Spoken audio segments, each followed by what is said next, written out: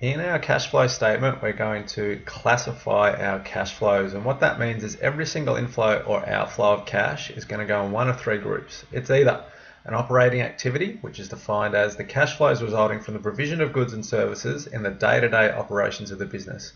So your inflows will be from selling goods and services or anything to do subsequent to that. And your outflows will be any payments to employees and suppliers for goods and services. So all cash flows to do with running your business on a daily basis.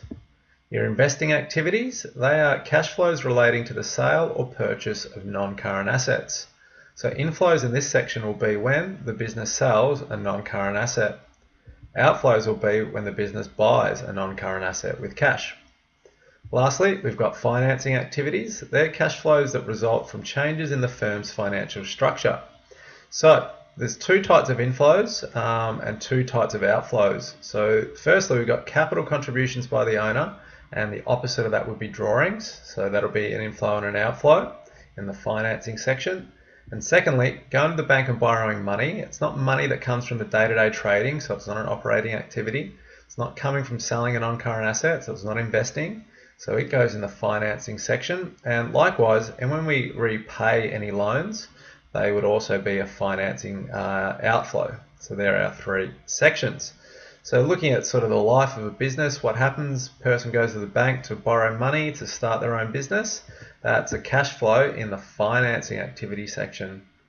You then go and spend the money on buying a bunch of non-current assets like a shop and a car, a desk, furniture and a computer and so on. That will be investing activities. And then you open the store and you buy a stock and then you sell it and get money for it. Well, they are operating activities. So looking at this table tries to classify everything. We've got all our inflows from operating. We'll be selling goods for cash, collecting money from debtors. So that's it doesn't have to be revenue. So collecting money from debtors is not a revenue, but it's money collected from selling goods because it's someone that owes you money from buying from you. Could be a commission received, any interest you received, and any GST collected or any GST refunds. Well, they come about from your day-to-day trading, so they go in the operating section. Your outflows will be cash purchases of stock or paying back creditors for stock bought in the past. Any expenses you pay with cash, so your marketing, your wages, insurance, and so on, and any GST you pay or any settlements that you have to make. Your investing activities was simply the sale of non-current assets as an inflow, and the outflows were the purchase of non-current assets. And financing activities, the two inflows were capital contributions and loans, and the two outflows were drawings and loan repayments. So let's classify a few items. For example, we've got a cash sale of $1,000 plus $100 GST with a cost price of $600. So firstly, we've got cash sales of $1,000. That's an operating activity inflow. The $100 GST, we've received it. Now that's going to be an operating inflow. This isn't looking at revenues. That's a different report. That's called an income statement. It doesn't matter that it's not revenue. It's a cash inflow. It comes from the day-to-day trading, so that goes in operating. We've got to deal with the cost price. So the cost price is an expense. Is it actually a cash flow? It's not. So the cost price of a sale, cost of sales, will not go in your cash flow statement. We go and pay the rent for $700 plus $70 GST. Rent is required to run your business on a daily basis, so that's going to be a cash outflow. And paying the GST on it, that came about from running your business on a daily basis, so that would be an operating outflow as well. You sold one of the firm's vehicles, so we've got a non-current asset called a vehicle. We sold it for $2,000. That's an inflow of cash. That comes from your investing activities, which was the buying and selling of non-current assets. Selling a non-current asset isn't your day-to-day trading from your shop, so it wouldn't go in operating. That would be an investing activity. I went and bought office equipment for cash, $3,000 plus GST. So I've gone and bought a non-current asset. When I do that, that is an investing activity as an outflow. I've also paid some GST. Now, does that attach itself to the office equipment in the investing section? It actually doesn't. It's going to go up here in the operating section. So while the asset itself is an investing activity, the GST paid on it is an operating activity. Go and borrow $15,000 from the bank. That isn't money that comes from being from the day-to-day running of the business. It's not money that comes from selling a non-current asset, so that'll be a financing activity.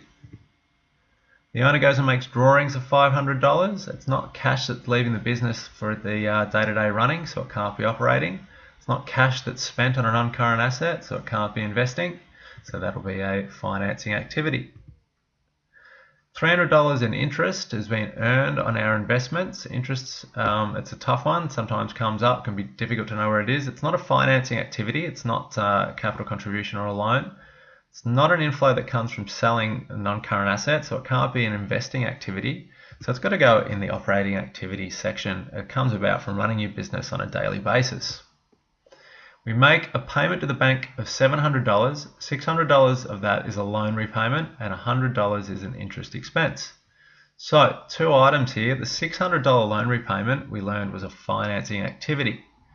The $100 interest, however, that actually goes up here in operating. That's an outflow from running your business on a daily basis. So we split the payment into two separate sections of the cash flow statement. A good way to try and figure out where the cash flows go is actually to start at the bottom. So if you get any particular cash flow, ask yourself, can it go here? So with cash sales, for example, that doesn't go in financing, it doesn't go in investing, so therefore it has to go in operating.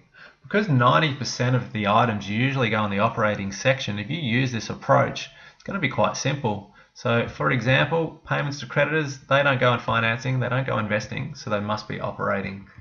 Sale of a computer, it's not a financing activity. It doesn't come about from day-to-day trading, so that's actually got to be an investing activity. We can stop there. GST paid, so on, work your way up to operating.